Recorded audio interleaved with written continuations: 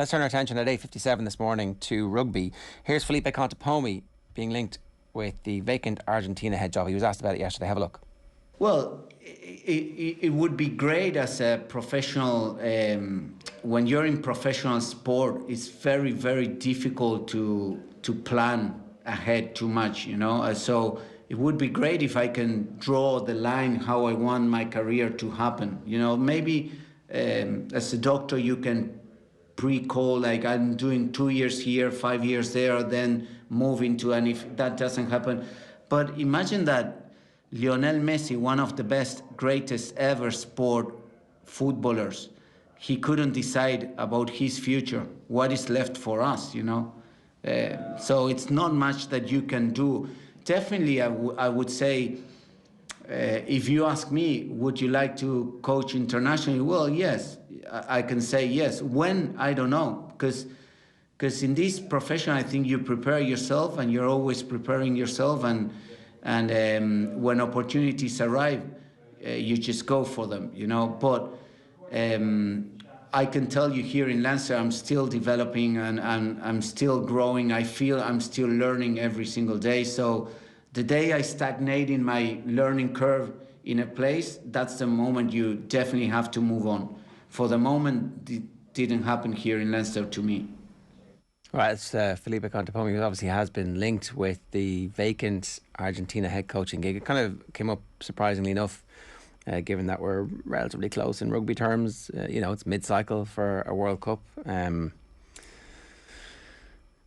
He was an Argentina number 10 himself, so it's fair enough for him to compare himself to Leo Messi. Yeah, and I think it's fair enough for him to be in the mix for the job as well. I think he's probably given a fairly clear answer there, though, that he's still developing in his coaching career, and going in to be the head coach of his own nation is a pretty high stakes job to take if you're not fully ready yet. Maybe Argentina are not in the best place either.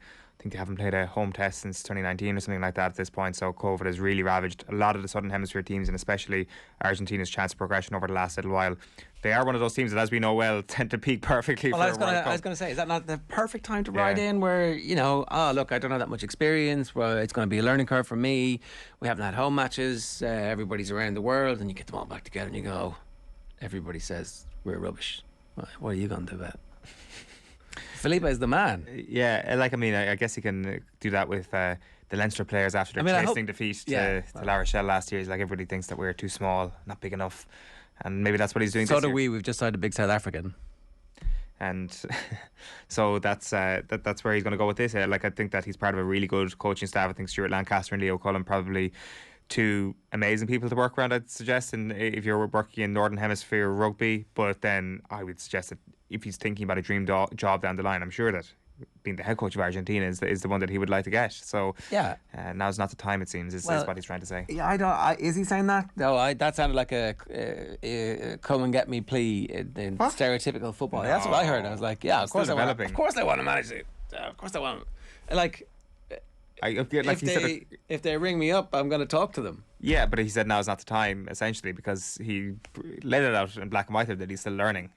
Yeah, but I mean, that's what you say. You can't say, yeah, I'm ready for this job, because then everybody, you're like, look, I'm taking him. I always take press conferences at face value. Well, I really want him to stay. It's we haven't had enough club rugby this year. We just haven't had enough club rugby. So, and we haven't had a period where there's 8-10 weeks in a row where we're watching the team playing against good quality opposition in fixtures that are in the fixture list for a long period of time, that you can go, we're going to see what happens over this period of time. And they have too many players at the moment who are all capable of playing in the team. So it's very difficult to know exactly how well Leinster are doing. They seem to be doing brilliantly, but I definitely want to see a couple of seasons of Felipe's influence on that group, and to hear that the out halves and the backs talk about the influence. Harry Byrne missed out on Ireland's Six Nations squad. Felipe was asked about him because obviously they've been picking him and his brother starting at 10 and he's playing in the centre. So here's Felipe talking a bit about that.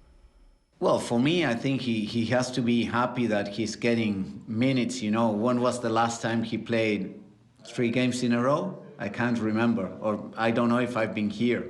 So now that he's been having a few games, you know, under his belt and for 80 minutes, and then one 80-minute 60 and then another 60 last weekend. So I think it's good for him, you know. That's what he needs to play. Now, obviously, I'm pretty sure he would love to play 10, you know, because he's a natural 10. But for what I've spoken to him, and he's feel happy just to play and you know, doing it with his brother and being. At the same time, when they play in that unbroken play or unstructured, he puts himself a lot in the first position as a first receiver, you know. So, he's good. Yeah, that's interesting, isn't it? When play breaks down, he puts himself in at number 10. It's like, get out of the way here. That's what you need, though, right? Everybody's giving out about Carberry at the weekend not being Johnny Sexton. It's like, next guy up is not. He's going to learn from that. Yeah, like it's. Would you say that there's still a window here for someone like Harry Byrne to kind of ram his way in, as to use that LGFA phrase, into the squad before next year? Like I think that the questions still remain about what's going to happen with that jersey over the next little while, and it's very hard to gauge exactly how it's going to turn out. And you can look at that through the collection of out-halves that are currently operating within the Ireland camp, or you can look a little bit outside, because Contepomi is obviously working with Harry Byrne, and then there's obviously a couple of guys coming through at Munster, and it'll be very interesting to see as well what Connacht will do recruitment wise this summer as well, because there's obviously a couple of younger again out halves in Leinster that'll be coming through looking for game time, and the backlog that already exists at Leinster will just get longer. Well, we were talking about Frawley as being that potential out half centre player, and then it's like actually they pick Harry Byrne there for a couple of games, and it's like, oh, which of them is it going to be? And ultimately we expect it won't be any of them, because it's going to be Ringrose and Henshaw in the centre for Leinster. Yeah, so he's kind of pushed out. Yeah, and that question persists then about the Ireland team for England. Who are you picking in your centres? If, let's say, the return to play protocols all go well for Robbie Henshaw, and it seems that will be the case. Everybody's going to be fit. It's Aki, it's Ringrose, and it's Henshaw. You can pick two. Who are you picking? The first two, you're picking Aki and Ringrose, I think. And are you? Well, I mean, Robbie Henshaw, our best player over the last 18 months. And just coming back as well. And I'd like you, out of those three, who is the least droppable for a game against England? I know he got sent off last year, but the answer is Bundy Aki, isn't it? Aki has to start against England. So who are you picking at 13? You picking? Well, I don't think Ringrose is droppable at the moment. So why does Aki have to start? Because of the power. But maybe we need to try not to just use power, because ultimately they're going to get Manu Tuilagi back. And when Manu comes back, do you have to pick Aki to play against him, or do you think what's going to happen here?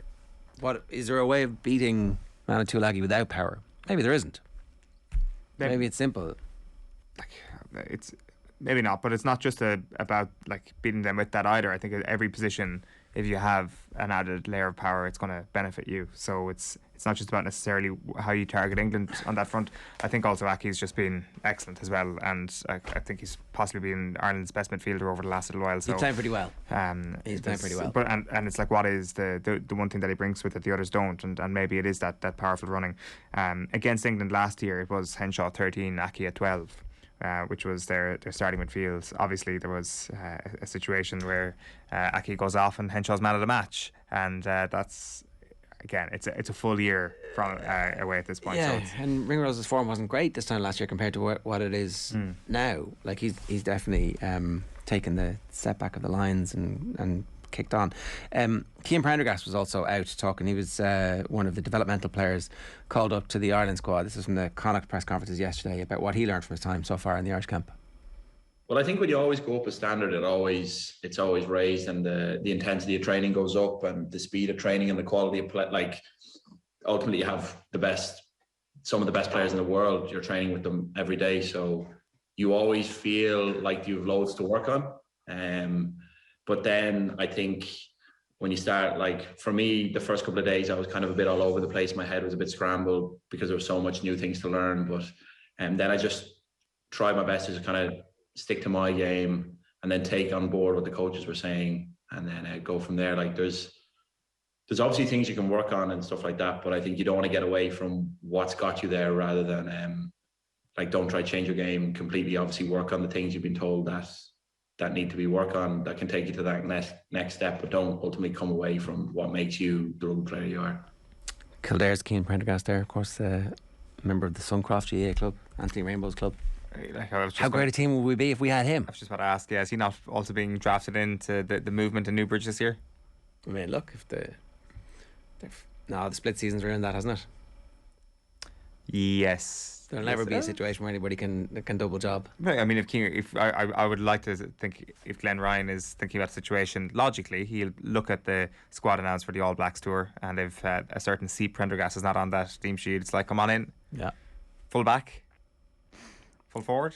Midfielder. Yeah, like a hard running right half forward who his job it is to sweep around the half back line and then tear forward. Yeah, that works. Like, Prendergast has been excellent all season, and it's going to be very exciting to see where this guy actually goes over the next little while. He also seems like an absolute pain to play against, not just in the sense of obviously what he brings physically, but also if he gets one over on you, he likes to rub it in your face a little bit like James Lowe. A little bit of a if you're an opposition fan on a provincial level, you're like, screw that guy. But that guy is going to be playing for Ireland, and all of a sudden everybody from the 4 provinces will be happy that guy is. A little bit of that attitude is exactly what Connacht need, right? A little bit of nastiness. I mean, there's no sense that, like, I mean, he is he's underhanded or anything in his play. It's just the after effects of a big collision or something like that. But that's what we possibly need more of, not only in a Connacht sense but in an Ireland sense as well. It's something Joe Schmidt would not have been too hot on, but that the new Ireland is like, well, come on, let's have a little bit of this.